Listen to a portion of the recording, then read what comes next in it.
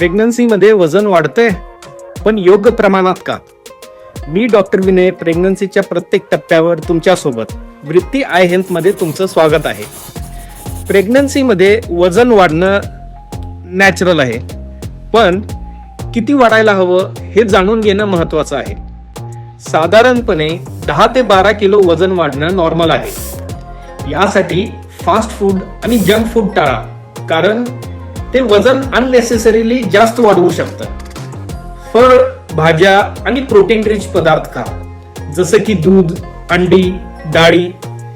तुमचं वजन जास्त किंवा कमी वाढतंय का हे नेहमी तुमच्या डॉक्टरांशी चेक करा. योग्य वाढ तुमच्या आणि बाळाच्या आरोग्यासाठी खूप महत्वाची आहे.